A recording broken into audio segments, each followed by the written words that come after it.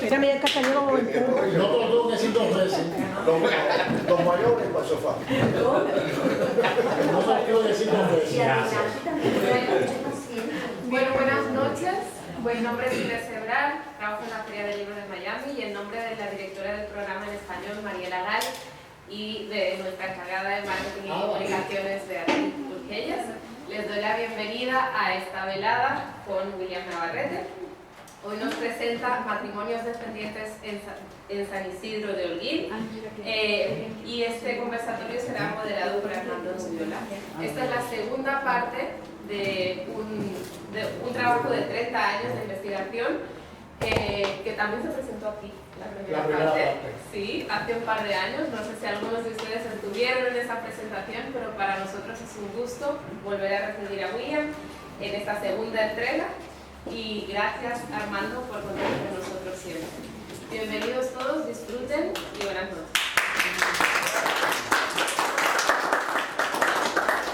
Bueno, voy a iniciar con una breve palabra porque aquí el que habla de verdad es William, que tiene el poder de la palabra. Muchas gracias a la Feria del Libro siempre por el apoyo que nos brindan. Como bien decían, esta es la segunda parte de una gran investigación que ha hecho William. Siempre celebro que creo que es algo inédito, algo que se ha hecho muy poco en Cuba, o casi nada se ha hecho respecto a este tipo de trabajo. Es tremendo valor, ha sido muy útil para muchas personas, tanto dentro como fuera de Cuba. Muchas personas dentro de Cuba han podido salir de Cuba gracias a buscando sus descendientes. Hay una tercera parte, que bueno, William va a hablar de todo un poco.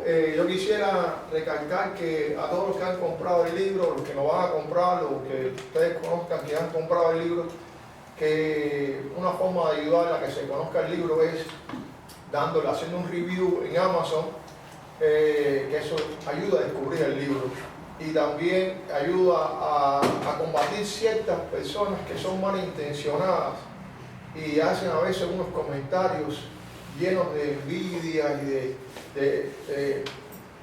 de mala fe, que no sé si William quiera decir algo al respecto. No, porque estoy diciendo, no lo dije. Yo siempre he hablado de cosas. Pero bueno, entonces, porque siempre hay quien encuentra las cosas términos medios, no le gusta a veces que se saquen este tipo de trabajo.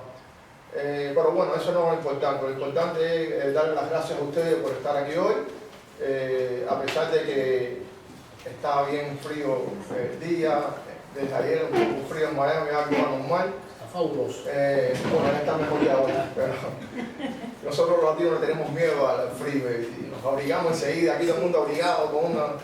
Pero bueno, muchas gracias a ustedes, gracias a la Feria del Libro, gracias por esta invitación a este local tan bello, acogedor. Y bueno, sin más, le dejo la palabra a William, que es el dueño de la palabra, como es bien decir.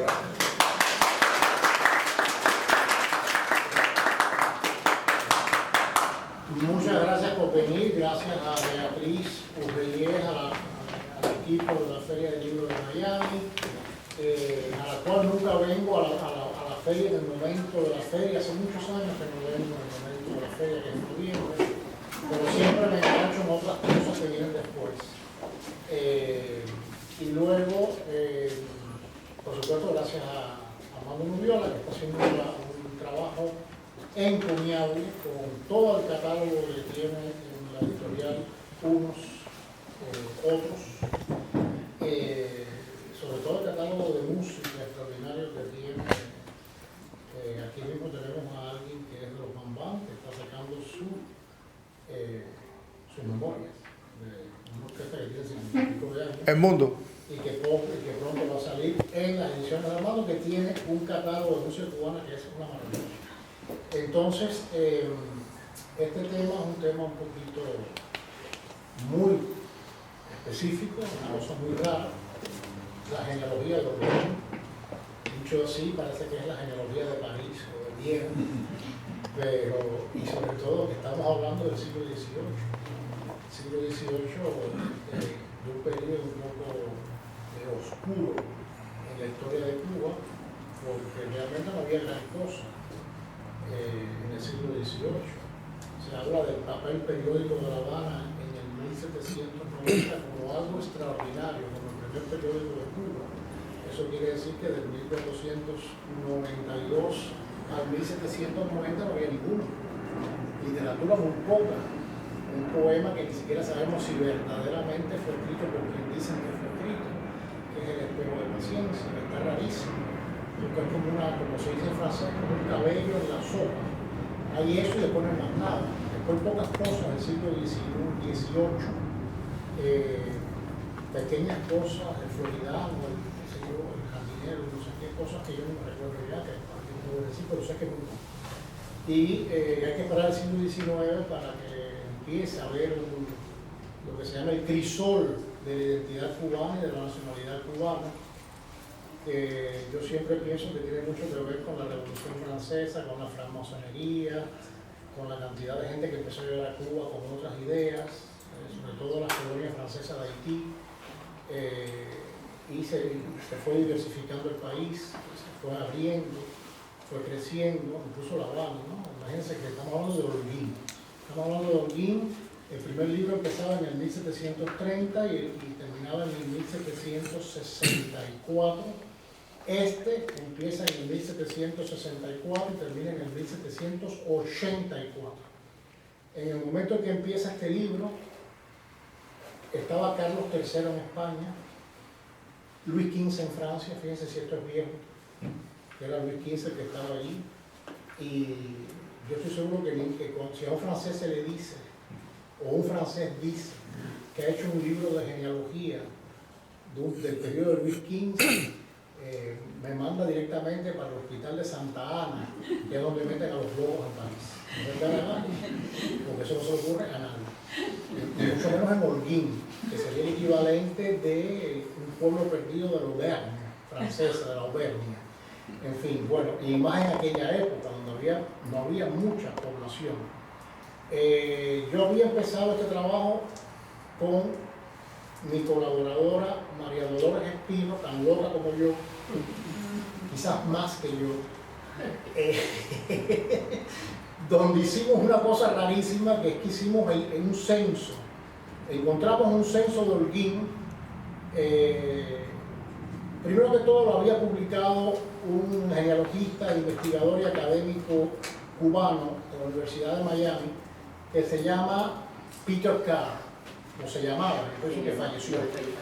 Y él lo publicó y el pobre, él hizo lo que pudo hace muchos años y lo publicó muy mal porque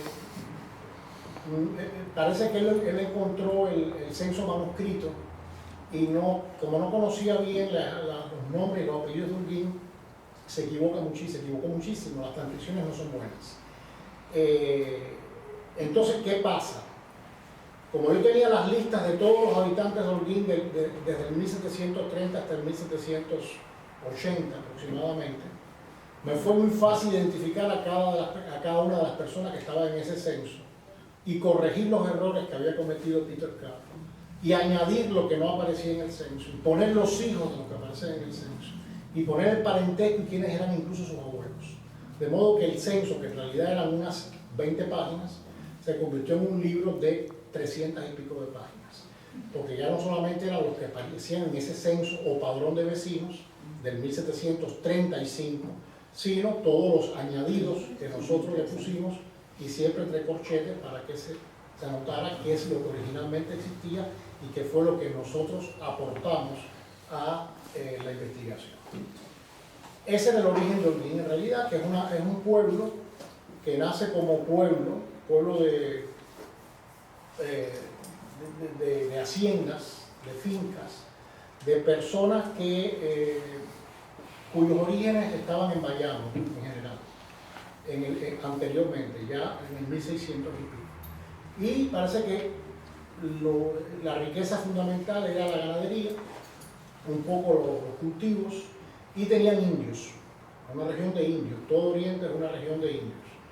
Entonces, había indios, y había esclavos, africanos no muchos, pero había esclavos. Y así va creciendo poco a poco Holguín, hasta que se convierte en municipio. Eso ya era un título de municipio, un poco tardíamente en el 1754, cuando en realidad ya era pueblo constituido con iglesia desde el año 1728, que es cuando la iglesia de San Isidoro, antes había una ermita, en cualquier lugar había una ermita, incluso con tiempo vivo, se podía servir de ermita, mandaba a poner una imagen de una virgen y decía que había una ermita. Iglesia como tal, y los libros de la iglesia de Holguín empiezan en el 1728. Se perdieron los dos primeros libros, de modo que los que tenemos hoy día empiezan en el 1730. Por eso, al tener nosotros esa información, pudimos completar y hacer ese censo, de modo que añadimos quiénes eran la fecha de nacimiento, de bautizo, de casamiento, en función de los datos que teníamos. Ese fue el primer trabajo que lo publicamos en España, en una editorial que se llama Aduana Vieja, fundada por Grace Pinet, que está aquí con el perro, cuando vivió durante más de 20 años en España, en Cádiz, donde fundó el fabuloso Congreso del Exilio de Cubano. Hizo 3 grandes congresos en Cádiz, a los cuales yo asistí, y que estudió conmigo en Cuba, en la Universidad de La Habana, en la Facultad de Artes y Letras. Ella filología, yo historia del arte. Entonces, ahí está Grace Pinayadra, que hoy día tiene un negocio de perros aquí, de baño de perros, que es una maravilla, se llama La Bacana, ahí frente a Home Depot. Así que ya de paso le estoy haciendo la publicidad para que tenga perro, que lo lleve a bañar, porque trae unas máquinas que solamente las tiene ella, que vienen de España. Y el perro se oxigena, aquello es una locura. El perro sale de allí y que vaya rejuvenecido. Es el mejor spa de perro del mundo. Yo no me quedo ahí con ver la cara de placer que ponen esos perros, lamentando no poder meterme en una de esas máquinas. Porque eso es lo que me haría falta en realidad. Entonces, este paréntesis importantísimo, porque además imagino que como en aquella época había también perros, ¿no? Entonces todo esto forma parte de la historia. Y el censo de los perros no digo eso. Espero que alguien algún día lo haga. Bueno, pues total, que ahora que sobre todo que estamos en la vena esta animalista, que todo los animales es tremendo, y aquí en España le están sacando una carta de identidad a cada perro. Es la cosa más loca del mundo, pero así vamos, así evolucionamos. Total que ese fue el primer libro. El segundo libro es, ya veo una prima que ya no había visto, pero la veo por allá.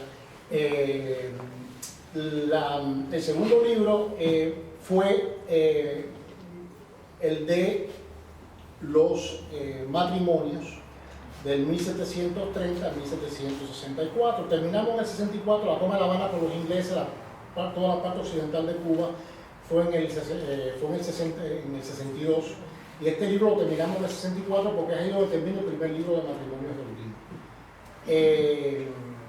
Por supuesto, el trabajo es un trabajo de toda la vida, porque por cada persona que se casó, lo que hicimos fue encontrar, cuando uno lee una certificación de casamiento de esa época, dicen, hay mucho bla bla bla, yo, el cura, infrascrito, beneficiado, bla bla bla bla, esa es la norma, eso se repite canónicamente, hasta que llega lo que nos interesa a nosotros, porque a mí que el Concilio de Trento y qué sé yo, según el Concilio de Trento y bla, bla, bla, bla, todo eso es lo canónico. Viene la parte del plato fuerte. Casé y velé. Velar no es como hoy día que es velar a un muerto. Velar era poner el velo, porque la ceremonia sacramental del matrimonio tenía 2 partes, el casamiento y la velación. Velar era cuando los casados se cubrían con un velo. Eso era una tradición que se ha perdido, ya creo que al 99,99%, muy poco lugar donde se hace la velación todavía. No tiene nada que ver con la muerte. Entonces a veces por economía, porque todas estas cosas se pagaban, la iglesia no daba nada gratis, un casamiento se pagaba, un matrimonio se pagaba, y a veces yo pienso que por economía casaban y velaban al mismo tiempo, porque normalmente la velación debería ser después, que era un poco como la confirmación del matrimonio, pero allí se hacía todo eso al mismo tiempo.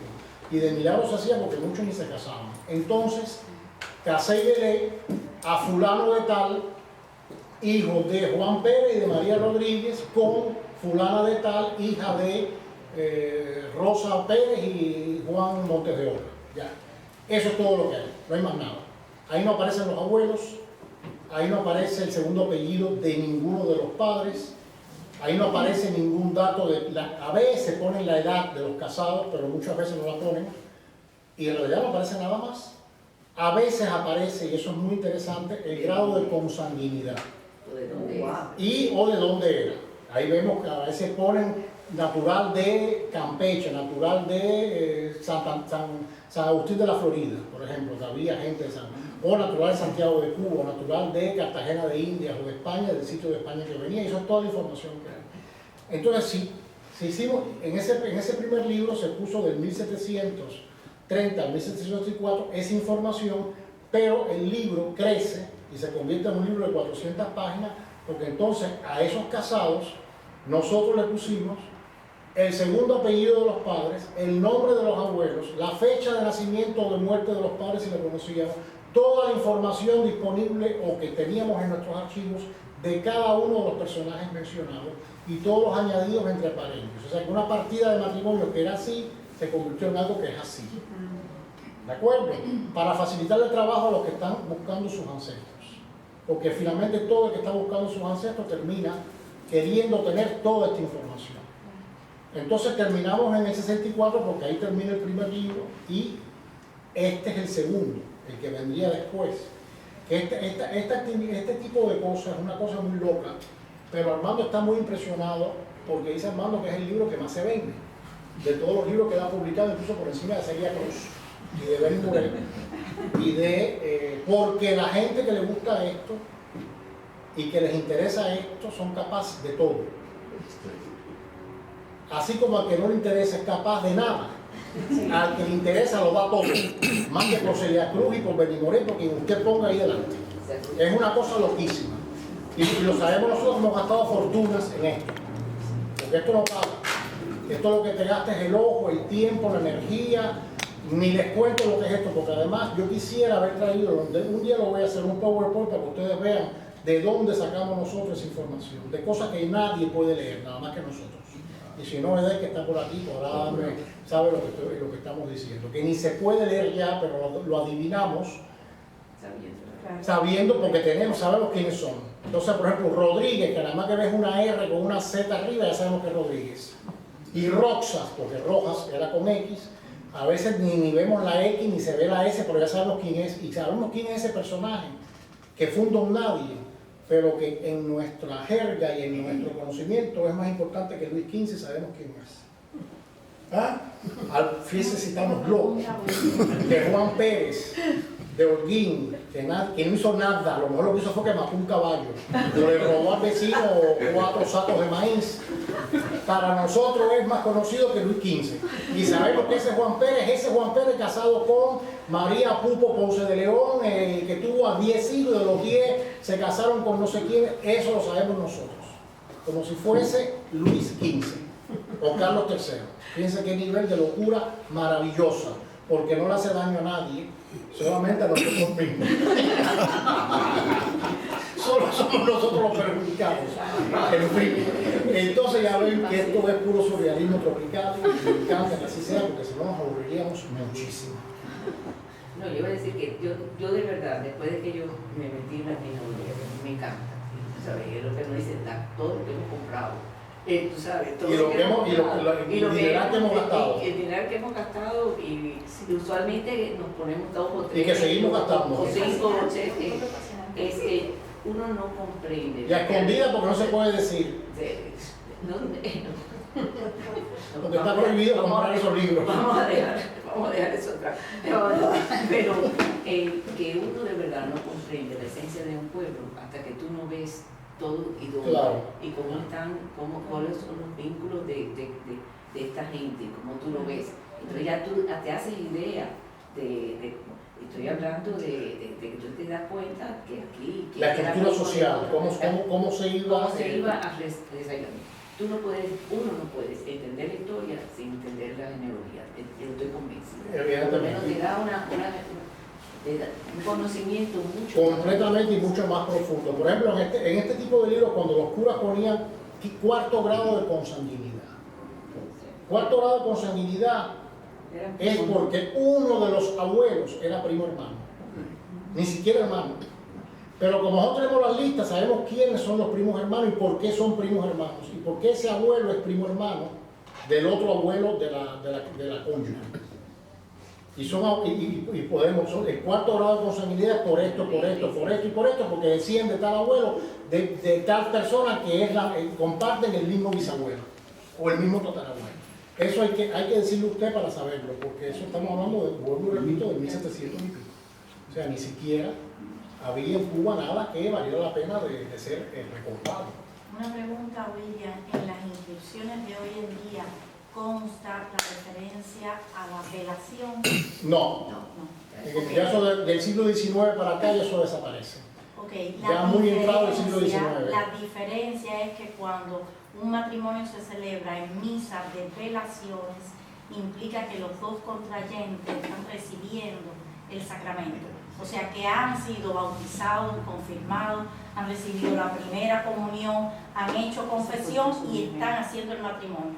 O sea, cuando los contrayentes se casan en misa de velaciones, significa que han contraído todos los otros sacramentos, que han recibido todos los otros sacramentos. Entonces, probablemente hoy en día, como ya la gente no recibe a lo mejor todos los sacramentos, pues a lo mejor eso se elimina por eso. Exacto. Eso es lo que pasa.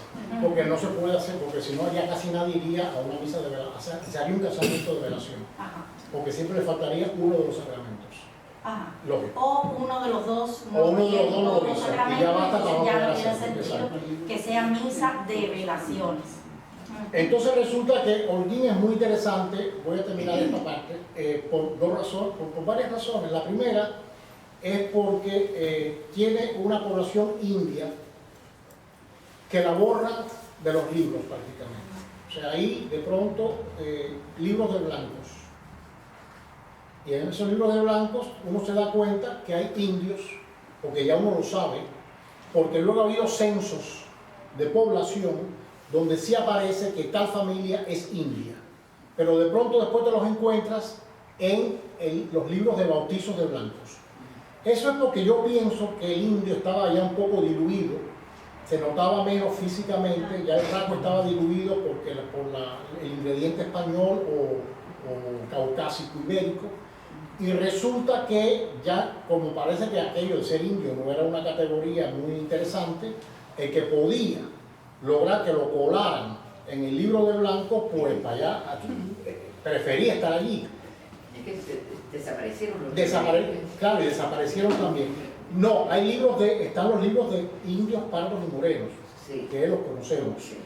Pero en realidad la mayoría eran ya pardos y morenos. Y luego quedan todavía indios, los que eran muy marcadamente indios. Pero finalmente, que eso es muy interesante también, porque ¿qué pasa? Que como había otro censo posterior, que es del año 1775, y ahí estaban todas las familias, era un censo rural, quiere decir todo el que tenía fincas y propiedades alrededor de Holguín, ahí sí aparecen cuando son indios. Entonces, gracias a ese censo sabemos quiénes aparecen en los libros de blancos y que finalmente eran indios, pero están en los libros de blancos. Eso fue una de las razones por las que el libro podía haber sido mal visto en Cuba, porque alguien dijo de por allá, de los historiadores de allí, que eso es una cosa muy delicada, empezar a decir que tal apellido era indio, vaya, pero qué honor, en definitiva, porque esa es la población original de Cuba. La población original de Cuba no es española, ni africana, ni china, es india. O sea, que tenga sangre de indio es maravilloso, tiene sangre de verdadero cubano, ¿no? Es lo que yo pienso.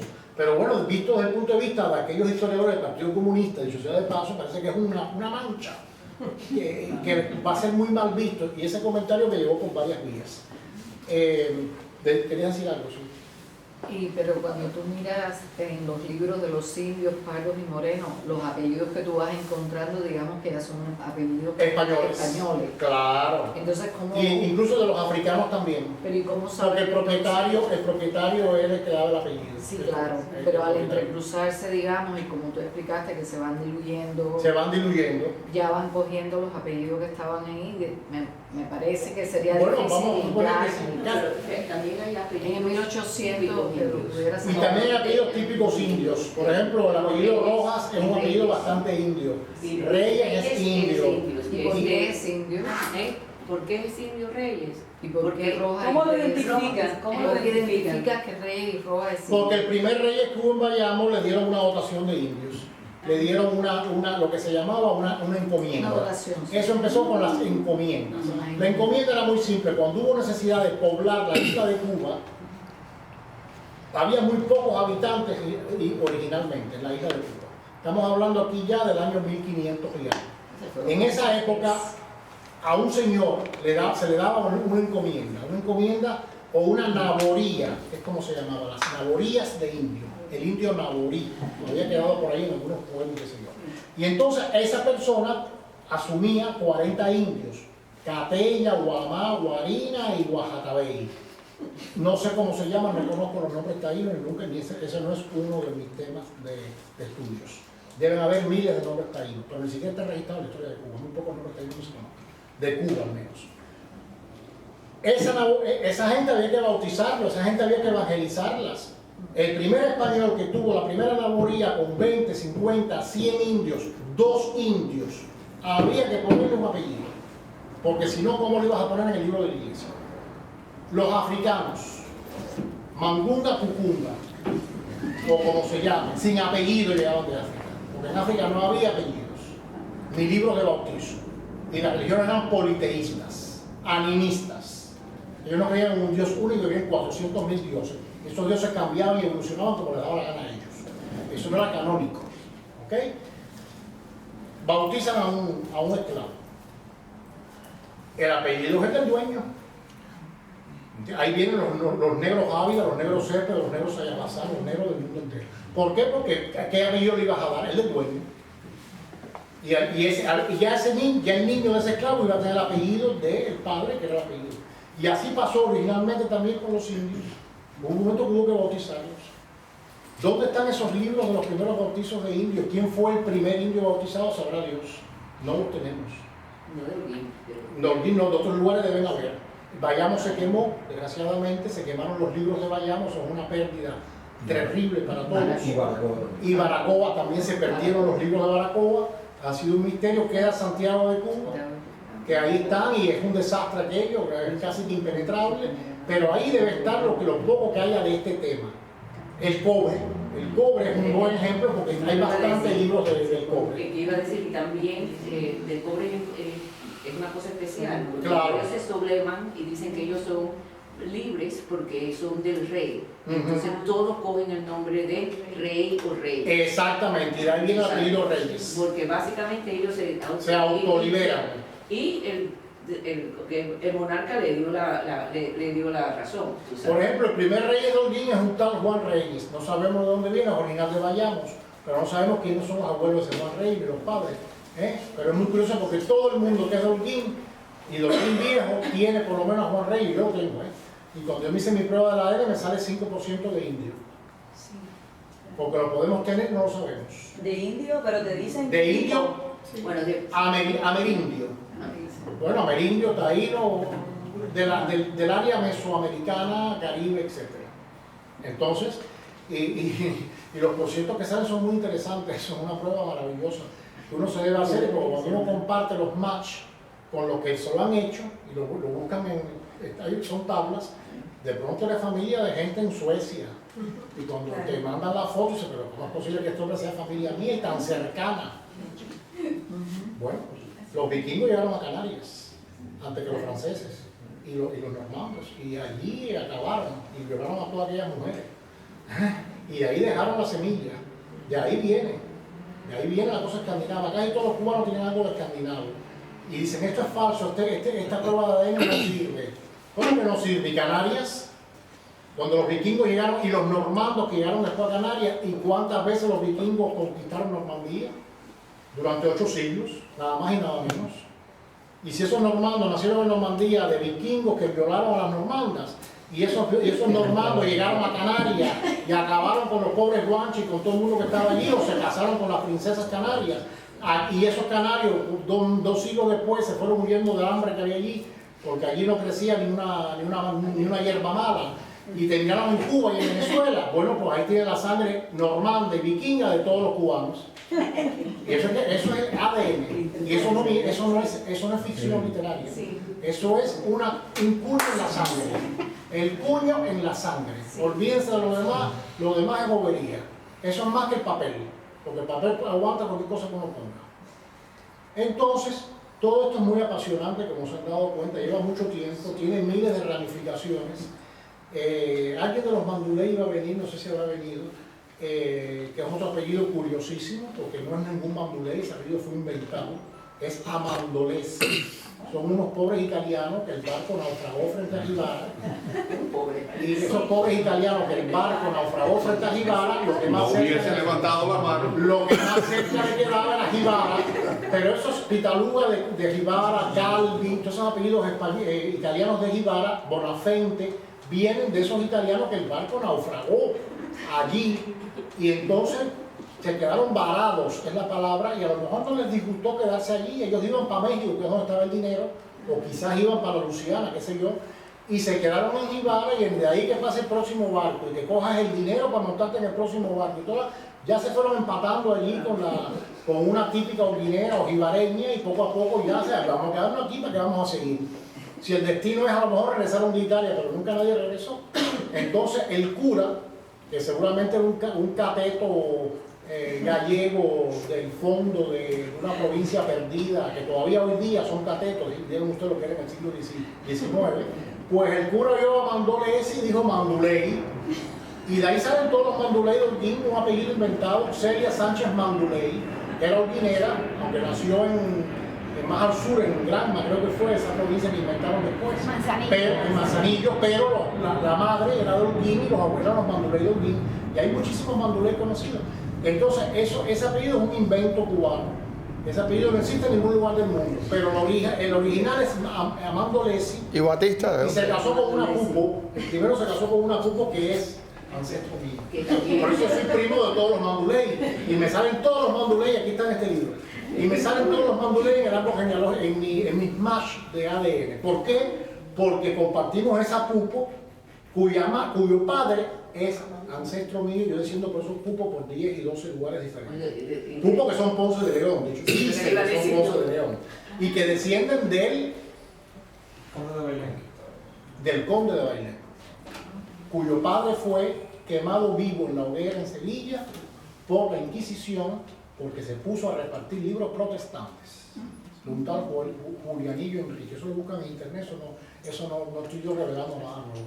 Y entonces el hijo, para escaparse de la persecución de la Inquisición, dice en las malas lenguas que se cambió el apellido y se puso ese apellido tan poco gracioso que es Pupo, que por cierto existe en italiano, no tiene nada que ver con los Pupos, pero originalmente era Ponce de León, y así está escrito, incluso en los libros manuscritos de familias originales.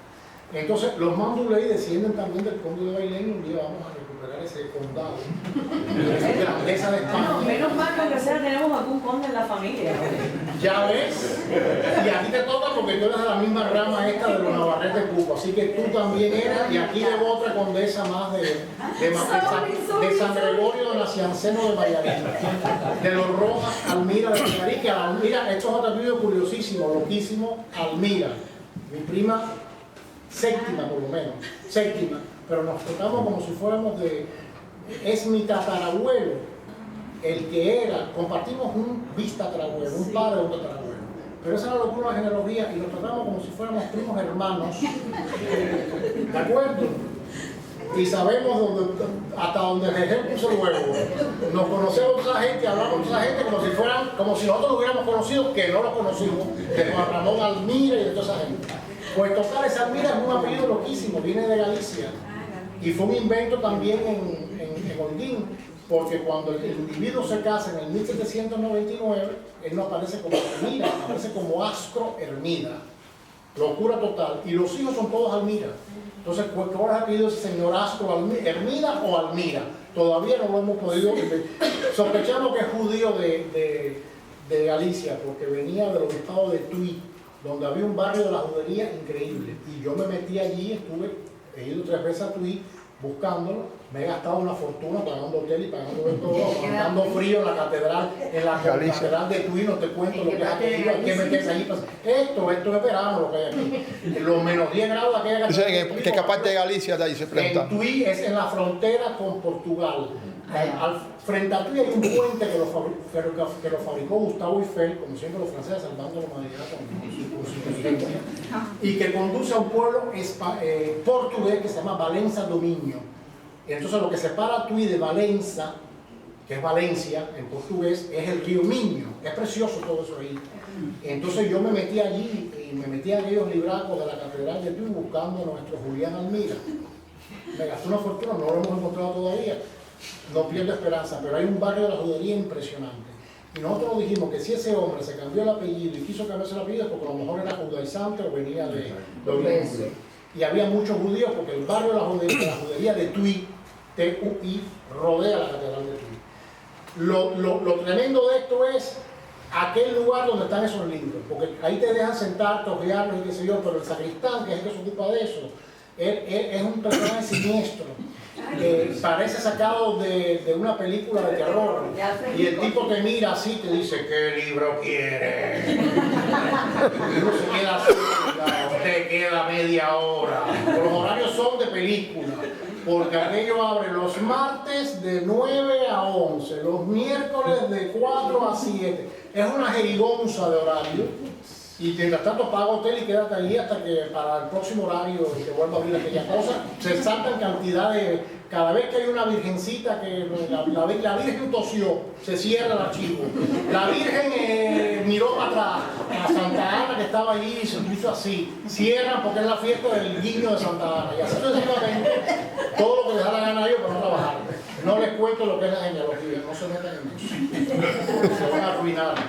Espero que vivir en Estados Unidos pagando seguros. El que quiera gastar dinero que se mete en la gente.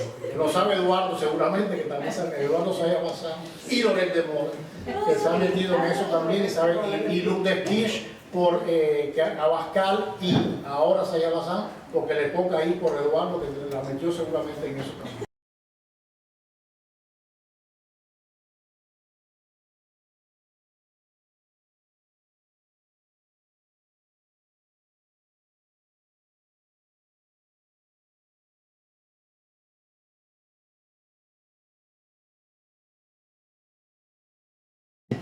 Y así sucesivamente, ya ven lo que es el libro, es alucinante.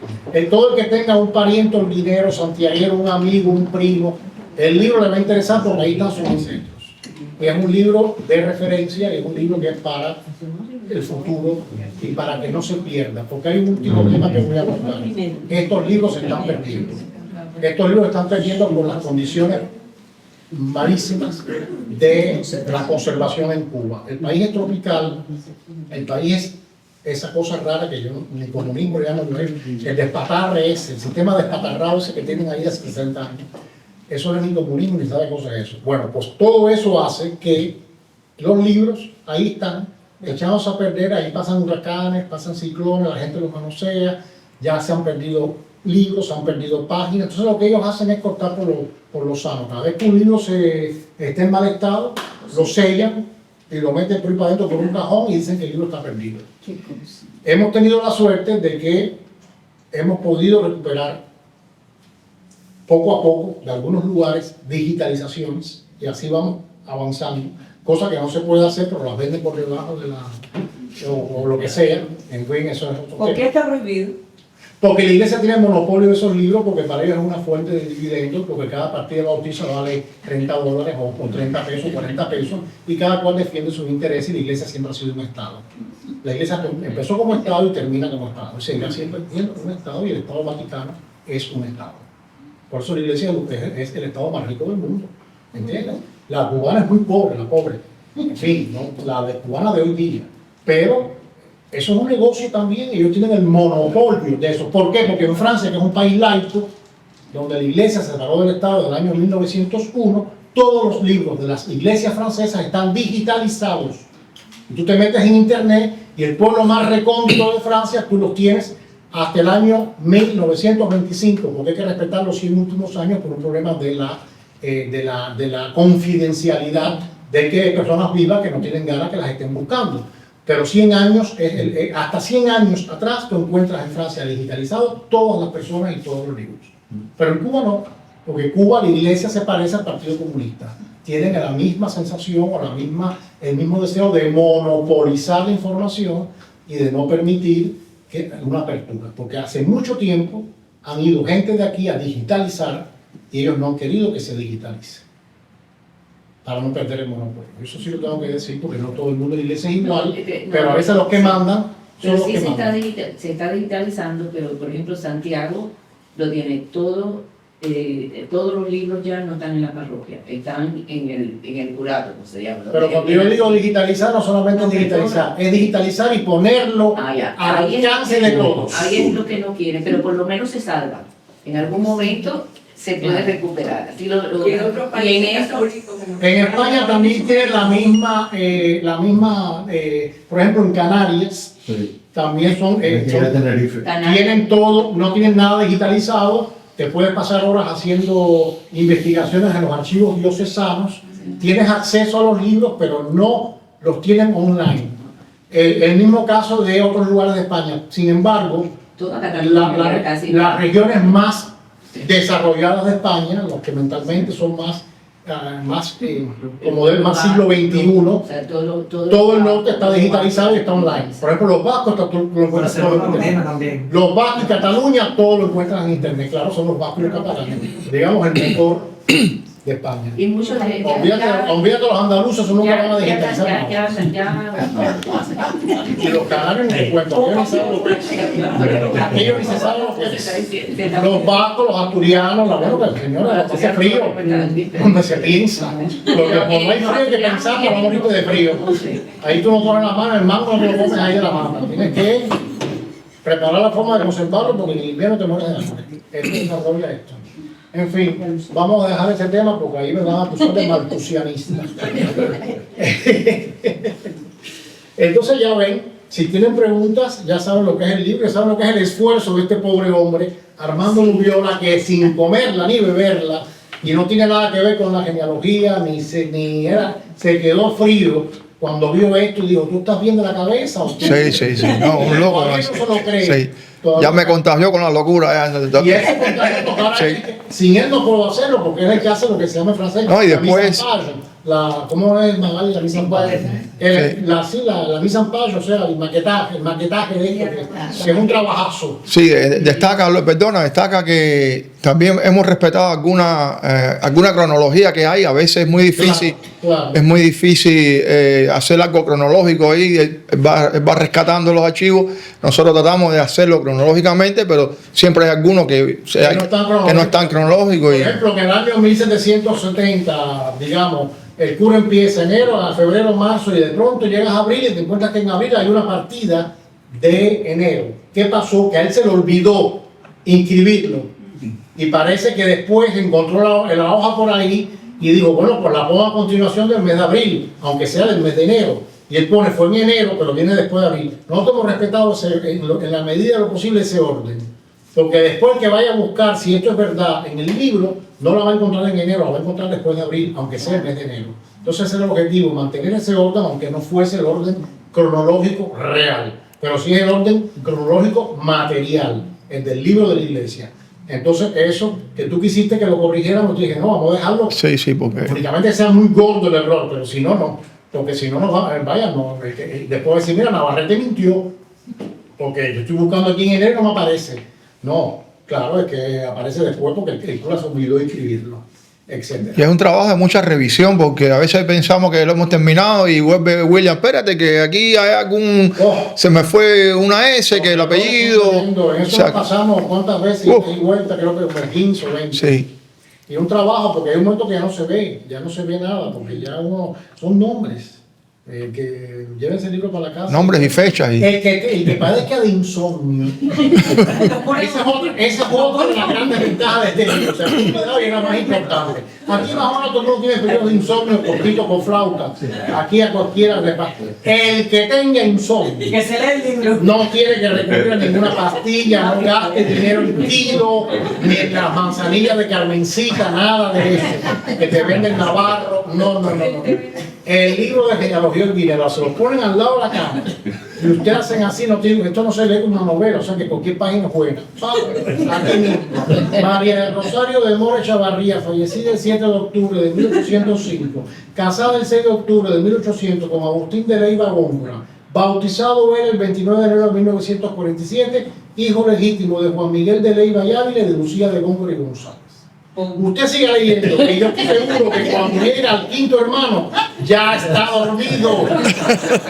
Y eso es maravilloso. ¿Qué pastilla? Deberían pagar a los médicos, deberían recetarlo para los que tienen insomnio. Eso es una de las ideas que voy a proponer ahora al Mount Sinai. Ahora que mi madre estuvo hospitalizada esa semana y conozco a todo el team médico a recetarlo para los insomnios. ¿Por qué te apasiona tanto? Desde niño. Hacer este tipo de. Ahora voy a contar algo que había olvidado. Esta no es mi genealogía materna.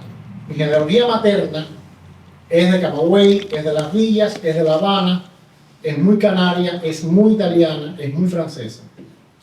Esto es mi mamá, para allá. Esta es la paterna, que es la tuya. Y que es la tuya. Y la tuya. Y la de otra gente que anda por ahí. Ay, los bandoleros, por supuesto, lo vamos a olvidar, que no nos conocíamos. Yo no levanto la mano otra vez. Entonces, ¿qué pasa? El tema es que a mí de niño me mandaban a Vanes de vacaciones, que es el pueblo de mi padre y de mis abuelos paternos.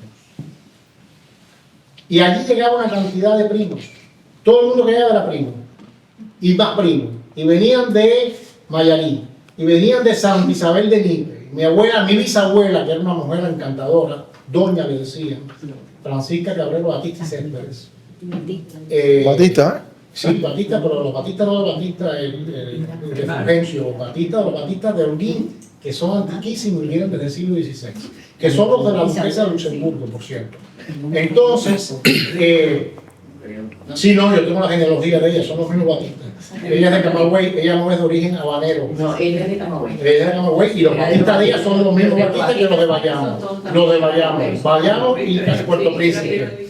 Lo mismo, y hay un momento que su genealogía se le para y eso está sospechoso porque no pasa de, no llegas hasta el Castro Batista, el Castro Almira que es el más viejo de todos. Bueno, pues total, que en ese momento yo tendría que 10 años, entre 10 y 15 años, ese periodo, entre 7, 8 y 15 años. Me mandan a Vanes, todas las vacaciones se liberan de mí, la mandan allá julio, agosto.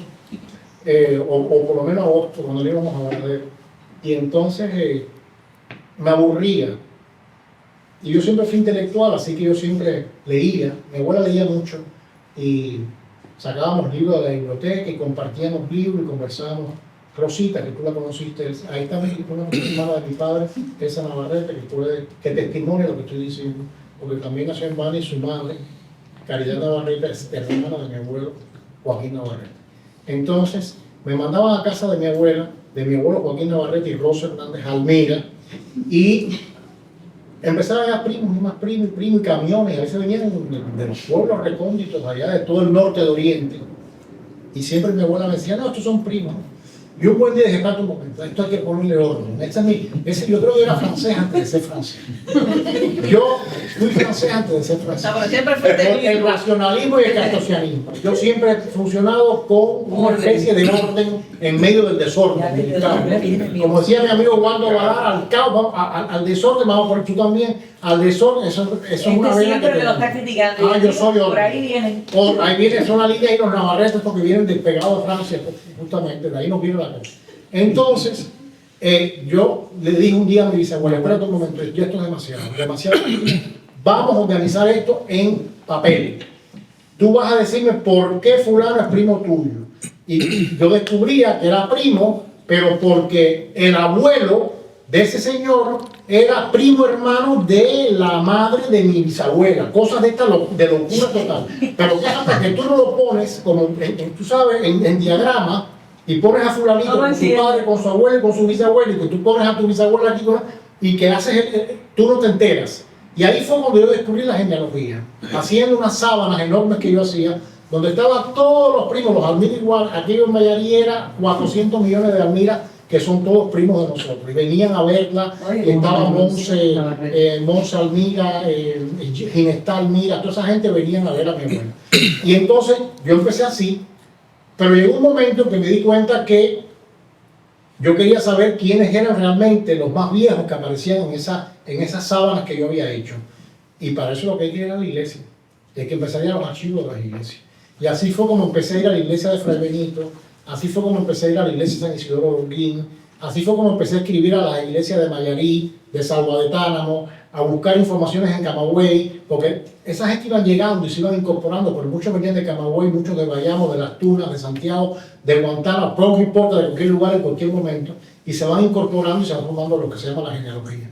Y así fue como empezó la locura esta. ¿Conocen muchas personas que hacen este mismo trabajo? Cantidad. Somos una ¿De distintos lugares o...? Somos un manicomio enorme. Te dice lo que Armando dice que es el libro más vendido de todo, por encima de Celia Cruz y de Benito. ¿En serio? Y no miente. ¿En serio, En serio, no entiendo. Mamá me ha enseñado las ventas. Es muy interesante porque... Pero mamá, perdóname, lo compran en Australia. Lo compran en el mundo entero. Lo compran en Filipinas. De pronto hay 2 encargos desde qué sé yo, de la isla de la Reunión. ¿Por qué? Porque hay un holguinero por allá o alguien que tiene un abuelo, un bisabuelo. Sí, con este libro. Y sabe que ahí está su familia. Con este libro, William me llama todos los días. ¿Cómo va la venta? Y todos los días subí. Y todos los días le dice William, yo no me preguntes más. Porque... Se vende solo. Se vende solo porque la gente busca por internet. Además, no hay muchos libros de genealogía cubana. Solamente hay el conde de Jaruco, que se ocupó de ciertos apellidos, hizo un trabajo encomiable, hizo 9 tomos, es bastante, 6 en Cuba y 3 en el exilio, que los publicó Juan Manuel Salvat en los 3 últimos en ediciones universales. Está un libro de dignidades nobiliarias cubanas y familias habaneras de Cortadellas. Hay un libro de las familias de Bayamo antiguo, que nunca fue publicado hasta pasar del año 1770, pero que vino a ser publicado en el año 2010. Se mantuvo manuscrito durante casi 2 siglos y medio, pero claro, son gente de antes del 1770. Esos son los 3 libros esenciales de genealogía cubana que hay. También tenía ¿quién? Rafael Nieto de... Sí, Nieto y Cortadella, que fue el que hizo el de pero son habaneras, familias habaneras, y familias habaneras conocidas, o sea, apellidos que tenían dinero, que eran grandes familias, ¿entiendes? No era cualquiera. Pero del pópulo así, de gente que son don nadie, como les conté, yo creo que es lo único que existe gente. Porque hasta los del apellido, hasta los del conde de Jaruco son familias distinguidas. Desde que empiezas a leer te das cuenta que el segundo que llegó a Cuba era capitán de navío, o tenía la orden del no sé qué cosa de oro, o el águila de no sé quién, no eran cualquiera. El conde de Jaruco no hizo y no ponía los chismes. Y no ponía los chismes como nosotros. No ponía los chismes como nosotros. Me llamó mucho la atención lo que me dijiste de la consanguinidad, porque yo lo había escuchado antes. Y yo tengo entendido, no sé si estoy equivocada, que Holguín es uno de los lugares de más alta consanguinidad en Cuba. Enorme. Comparado con el resto de las provincias. Enorme. ¿Por qué tú crees que haya sido eso así? Bueno, porque los orígenes eran los mismos. Por una parte, no había tanta gente, las familias fundadoras son las mismas. Cuando ves este libro te das cuenta que todo el mundo viene de las primeras 40 familias. No hubo tanta emigración porque no había gran riqueza, no había puerto. Al no haber puerto, hasta muy tardíamente, hasta el 1820, que hay el puerto de Jibara, que se abre. Pero hasta tanto no había puerto, porque la bahía de Nipe no era puerto, y Jibara no era puerto. El puerto más cercano era Santiago de Cuba. Tienes que pasar las montañas para llegar a Holguín. O sea, que Holguín era bastante endogámico, porque estaba bastante cerrado, y se estaban ahí cazando entre ellos. No les quedaba más remedio, no venía nadie del exterior. De hecho, una de las tesis mías de graduación cuando estudié bioquímica fue sobre una enfermedad. La ataxia. La ataxia. Eso es lo que se ve en Holguín. De Holguín. Es y es precisamente producto de y la eso. tenemos en nuestra familia, en los Ochoa. Yo estudié eso. Nos escapamos de milagro. Sí. Yo estudié eso, sí, en la carrera y hablaba de la La ataxia es terrible, solamente la hay en Colombia y en Holguín, porque los colombianos que tienen ese problema de la consanguinidad, fundamentalmente los paisas, los que viven al sur de Medellín, hay pueblos muy consanguíneos y ahí tienen la ataxia también, porque parece que es un gen vasco, llegó del País Vasco, que es el de los Ochoa. Y entonces hay un índice enorme de los Ochoa que tiene ataxia. Y yo desciendo también de Ochoa, porque somos descendientes de Vidal Ochoa, la abuela de nuestro abuelo. Y entonces nos escapamos en tablita, porque no hemos podido salir con la ataxia, que es una enfermedad horrenda, es degenerativa, pierdes toda la coordinación muscular y no coordinas. Por ejemplo, no puedes hacer esto, porque no puedes coordinar los movimientos y eso va degenerando hasta que te conviertes en un vegetal y mueres por eso. De hecho, en una de mis novelas, esa que se llama Deja que se muera España, yo utilizo esto y hay un personaje que tiene ataxia por el tema de la consanguinidad justamente del personaje principal. ¿Y nuestros ojos azules no vienen de ahí también? De ahí del País Vasco, ¿verdad? Del norte de España. De ahí viene la cosa. Y entonces, ¿qué sucede? Que todo eso es interesantísimo porque ahora que se han puesto a estudiar lo de la ataxia, no les ha quedado más remedio que ir a ver la genealogía para ver de dónde y ahí lo tienen bastante avanzado, de dónde, quién fue el que lo trajo, el portador y cómo se mantuvo de hecho, cuando la iglesia nunca fue tonta, eso lo sabemos, había que garantizar tener bastante gente para que siguieran pagando el diezmo, que era el impuesto.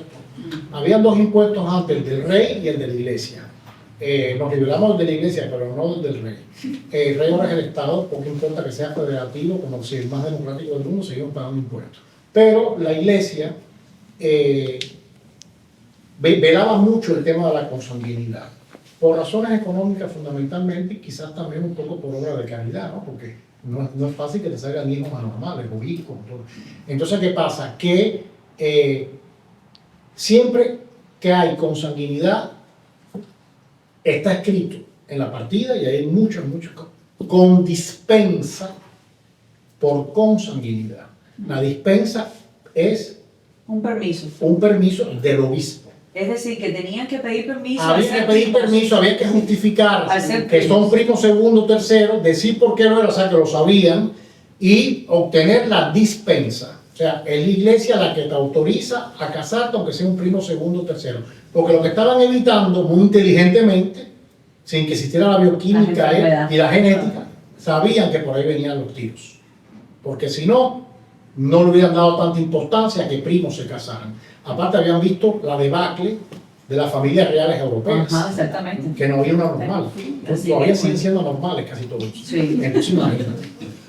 Mira esas caras de esos reyes españoles y sales corriendo. Vaya, si el libro mío sirve para dormir, este sirve para meterle miedo a los niños. Esos reyes españoles, para meterle miedo a los niños o se porten más. Tú le enseñas una de Felipe II, ahí en su puro apogeo, pintado por Velázquez, y tú no vas a ver con el niño sale corriendo. Vaya, se porta súper bien. Te voy a enseñar a Felipe II. Sale el niño, se come toda la comida. Esos borbones, por favor, ahora se salvaron con estos últimos. Ha sido un milagro en la naturaleza. Pero hasta las infantas, por Dios, para salir corriendo, le leen. Bueno, aquí tiene un poco menos, pero le leen, por Dios. No te cuento. Es tremendo lo de los reyes eso. Entonces la iglesia no es tonta, con dispensas por sanguinidad. Que me imagino, esto es una especulación mía, yo soy más escritor que otra cosa, eso lo digo siempre a Loli, la científica es ella, que es economista, yo soy escritor. Yo no tengo piedad con las especulaciones. Ella me pone freno cuando hacemos trabajo. Igual que tú que eres de ley, que tome freno porque yo me voy. A veces me va la olla porque eso es español. Yo siempre he dicho que en definitiva el tema este de lo de la consanguinidad y que si las dispensas se resolvían pagando. Como se resuelven las cosas hoy día, eso nunca ha cambiado. Eso nunca ha cambiado. Tengo un amigo aquí que sea el tax collector para que tú veas cómo te limpia las multas. Que me las han limpiado a mí en otros lugares. No te digo yo a ti. ¿Cómo no va a funcionar? Eso se daba un dinerito ahí al cura o al obispo, a quien fuera, todo el mundo recogía su parte y te ponían con dispensa por esa consanguinidad. No creas que tenías que rezar mucho, ni limpiar, ni hacer tantas penitencias. No había ni penitencias para eso. Sí, pero la química es la que no te da la dispensa. Bueno, pero les importaba un bledo, lo cual era una formalidad, era para sacar dinero seguramente. Al final terminó convirtiéndose en algo para sacarle dinero al pueblo, como siempre. Como siempre. La buena intención existió, pero por el camino se bifurcó y se convirtió en una cojioca, como es todo, ¿verdad, Daniel? Como es todo, una cojioca. Eso estoy seguro porque ahí con dispensa no con sanguinidad. Loli me va a matar porque el hermano de Loli es el rector de la Ermita de la Caridad. Y es una familia muy católica cubana. Pero entonces con el respeto, y tú también. Entonces el hermano de él es el que más, de ella es el que más manda en esa ermita preciosa que hay ahí frente a la bahía, que es lo único que nos queda de la Caridad. No nos queda más nada que eso. Entonces, bueno, pues lo siento. Pero yo soy escritor y somos así. No te fui, yo somos malditos por antonomasia. Y aquí lo que hay que pasarla bien porque nos vamos a morir todos. En fin, ya saben, si tienen alguna pregunta, aquí quedo. Y sigan comprando ese libro y si no, regálenselo, porque todo el mundo conoce un dinero. Sí, claro. No, de verdad, y el que no lo conozca, que lo busque. Y si no, para dormir. No hace falta más pastillas. Dime, Daniel. Yo te quería dar una pista, porque tengo una amiga en Berlín que ella también está muy interesada en la genealogía y le ha dado dividendos porque se ha encontrado unos primos justamente en Canarias y la han invitado y se ha pasado un mes en Canarias a costillas de unos primos que ella ni sabía que sabían que existían. Bueno, yo les voy a explicar una cosa que no había hablado aquí. Esto tiene un lado trágico. Sí. No, lo sabemos. Sí. En el 2007, el gobierno español decidió darle la ciudadanía española a todo el que tuviera un abuelo español. Eso se llama la ley del nieto. Eso significó que todos nosotros, los genealogistas, hemos sido invadidos literalmente por decenas y decenas de cartas y de correos que ya ni leemos ni respondemos, de gente interesada exclusivamente en que le encontremos el abuelito español de Holguín o de no sé dónde para coger el pasaporte español a ver si se escapan de Cuba. Sí. Es una hemorragia. Pero William podría Ya yo cobrar ni por hablo. eso. Por ahí empezó una de mis novelas. Pero podrías cobrar por eso. No, yo no tengo derecho a cobrar por eso porque eso no me pertenece. O sea, vamos a ver. Bueno, para hacer Ya de trabajo. por sí sacar esto así atenta contra los intereses de la iglesia, ¿no? Porque estamos reproduciendo el libro que ellos no quieren que se reproduzca. Pero de ahí a ganar dinero a costilla de esto, no, yo no soy el dueño de esos libros. Yo no puedo ganar nada que no sea de lo que yo no sea dueño. O sea, yo tengo principios y tengo ética. ¿De acuerdo? Entonces, ¿qué sucede? Te escriben millones de gente que nunca en la vida se interesó en saber quiénes eran sus abuelos. Que nunca en la vida, cuando los abuelos estuvieron vivos, les preguntaron, abuelito, ¿quién era tu papá? ¿Quién era tu mamá? Y que ahora, porque les interesa, porque quieren coger la ciudadanía española, no porque quieran España, ni amen España, ni les importe el chocolate con churro, no tienen nada que ver con España. Simplemente quieren coger el pasaporte español para salir del infierno. O para reunirse con alguien aquí. Entonces, toda esa invasión, toda esa hemorragia de gente que escribe un español a veces que ni les cuento, yo la recibo a mis emails, como también debes recibirla tú. Yo tengo sitios de internet, de genealogía, de blog, de Holguín, históricos, de apellidos, y enseguida encuentran a un pariente de ellos, o a un tío, o a un bisabuelo, y ya la desgracia. Yo los leo ya yo empiezo un email, y cuando veo la palabra España, o abuelo español, hago así, lo borro y sigo sin piedad. No sin piedad, porque es que yo no puedo dedicarme a eso. Yo no soy el buscador aquí de ciudadanía española de nadie. Ni me importa. Resuelve, arréglate haz lo que hice yo. Empieza a investigar, vete a los montes eso, vete a las iglesias, coge polvo, traga polvo. Mira a ver cómo llegas de Vanes a Fray Benito, porque aquello fue una epopeya. Y ya te estoy hablando del año 1985. ¿Ok? Donde todavía pudo estar un poquito mejor. Pero así todo no puede llegar. ¿Qué te voy a decir? La otra parte, el otro costo de todo esto para los genealogistas era que tú no podías pedir nada. oficial, porque la cola era increíble. Exacto, claro, cada vez que pedías, por ejemplo, que estás buscando un ancestro, no sé dónde, yo tengo ancestros en todas, yo tengo ancestros en toda la isla de Cuba, porque te digo que por parte de mi mamá, por parte de mi mamá están regados por toda Cuba, Matanza, La Habana, Campo, Camagüey, Santi Espíritu y Santa Clara. Y estoy hablando de en España. Y cada vez que yo pedía un certificado de un antepasado mío del siglo XVIII, en Jaruco, en Alabama, en cualquier lugar, en Sabana Grande, los curas me respondían, si me respondían, bueno, usted se queda aquí en la lista de espera hasta el año 2027. ¿Por qué? Porque está toda la gente de la ciudadanía española adelante. Horrible, entonces unas colas enormes para obtener una información. ¿Por qué? Porque todo el mundo quiso. Y de hecho, se hicieron ciudadanos españoles 400.000 personas, no es cosa de juego. Y siguen haciéndose y muchos se quedaron a medias porque no, la ley se acabó, creo que en octubre fue que la última prórroga.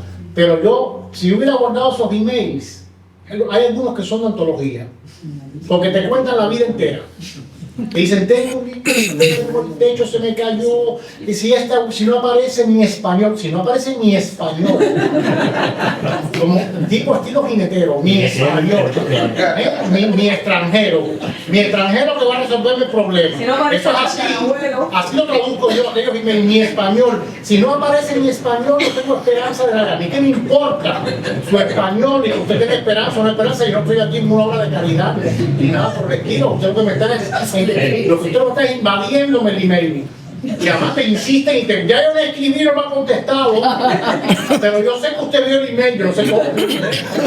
Yo tengo perlas, como yo soy escritor, yo algunas perlas las he guardado porque un día yo voy a sacar alguna. Es para pelearse de la risa. Es una cosa impresionante lo de la gente en Cuba con el tema este de la ciudadanía española. Ahora se han calmado porque se acabó en octubre, ya recibo poquísimas, pero había días que recibía 30, 40, y qué cosa es. Además de cualquier lugar, hay cosas geniales. Mi abuelo José Sánchez llegó de España el siglo pasado, a final de la guerra. No sabe de dónde llegó. No sabe José Sánchez, Pepe Sánchez, hay 400.000 millones de personas, da una patada y salen 200.000. ¿Cuándo llegó? ¿Con quién llegó? No sé quiénes son sus padres. Dice una tía que él murió en Jatibonico, pero no sabemos en qué año, tampoco saben en qué año murió el Pepe Sánchez. Y así pretenden que uno le consiga. Magia. La varita mágica. Mire, es José Sánchez Rodríguez, que nació en Formentera, en Cadaño. Y yo tengo todo, yo tengo a su abuelo, a su tío, a toda la familia. Eso es una cosa que te iba a preguntar. ¿Cuántos repetidos son los apellidos y los nombres que son tan comunes? En Cuba se repiten bastante, pero los Rodríguez, esa gente y todos esos apellidos, mira, en Olguín hay varias familias Rodríguez y sabemos quién es el primer Rodríguez, como las hay en Guantánamo. Quizás no están emparentadas entre ellos o están lejanamente emparentadas, porque son apellidos muy corrientes, son apellidos. Rodríguez son los hijos de Rodrigo, y había miles de Rodrigo en España, como Fernández son los hijos de Fernando, y como Hernández son los hijos de Hernando, y Pérez son los hijos de Pedro, de Pérez, que se llamaba Pérez, y así, los González de Gonzalo, y así sucesivamente. ¿Quién fue ese primer Gonzalo? ¿Cuántos Gonzalo hubo? Quizás hubo 20. ¿Y cuál es el más común de todos que te ha parecido más? En Cuba, evidentemente, los Pedro, Rodríguez, González, y el mundo hispánico en general, en todas partes, siempre son los más corrientes, porque son. William, editando el libro, yo llegué a un momento que empecé a contar las Marías que había, los nombres María. Los nombres se repiten. Y yo te decía, ¿qué tradición? Esa tradición viene que hasta nuestros días que se va repitiendo los nombres. Son épocas. Ahora estamos en la Yumerlinda. Dentro de 3 siglos va a decir, esto es una cosa Yumerlinda. ¿Cómo se llamaba el abuelo? Con los nombres de los sí. Tú sabes, usualmente el primer hijo le ponían el nombre de la abuelo. Claro. Y entonces ya tú sabías cómo iba. Ahora, bueno, gracias a Dios que no hay nada de eso. ¿Cómo lo van a hacer? Antes se repetía María del Rosario, María de la Concepción, María de los Dolores, a veces los hay tremendo, Y usan mucho de Jesús también. María de las Angustias, yo tengo una María de las Angustias. William, hoy día todo está digitalizado actualmente. No, en Cuba nada, en Cuba muy pocas cosas y la gente los tiene por aquí por allá. No, pero te pregunto, las personas que nacen hoy en día, las personas vivas. Ah, no, yo creo que en Cuba no hay nada digitalizado. Pollo y los que nacen hoy. Sí, todo. Yo me enteré por la gente que está haciendo cuestiones. Sí, todos los, ¿cómo se llama? Los registros civiles, ¿okay?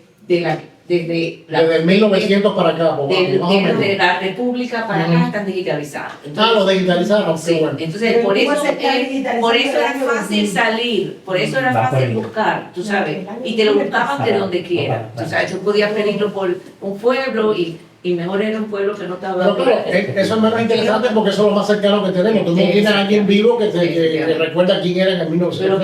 Pero lo difícil es para si pide a alguien que nació... yo le mandé el folio, el todo de donde de mi bisabuela. No, eso no. De mi abuela, que nació en Holguín, pero nació en Holguín, pero era de padres españoles.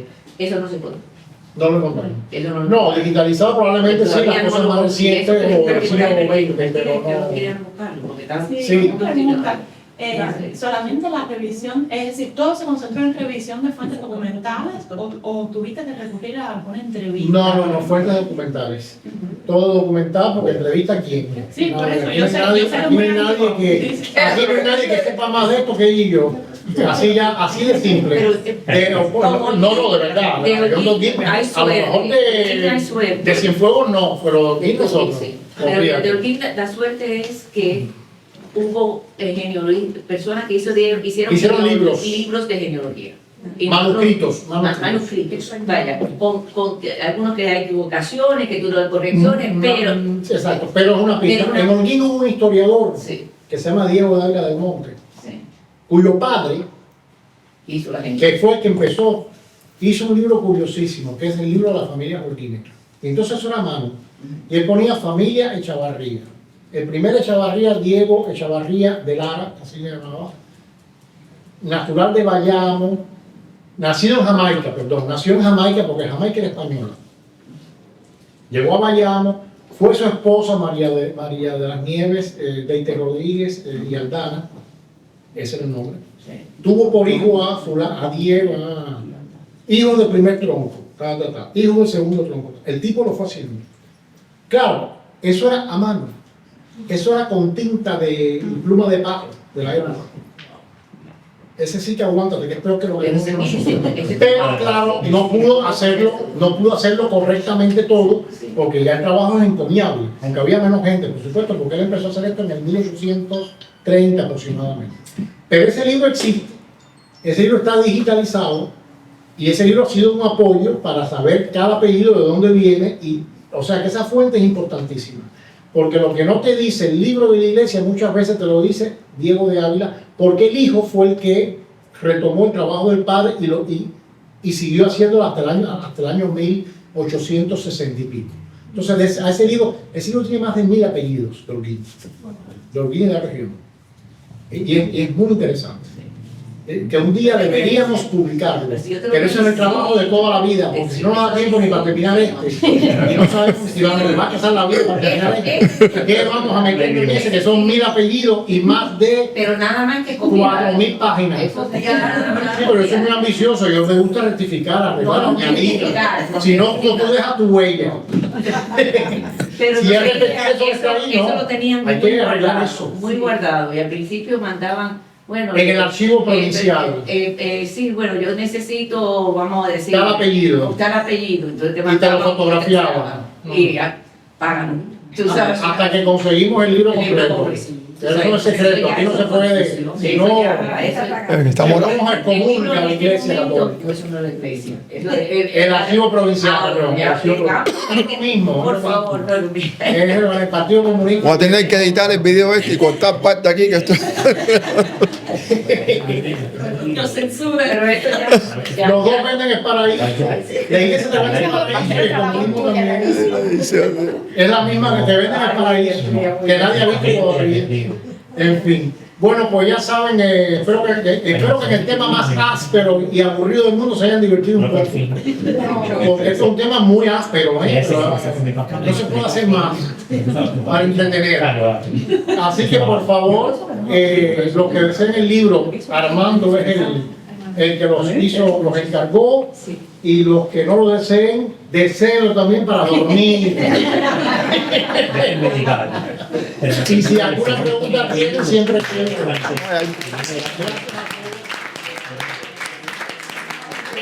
Y a la participación colectiva, si no,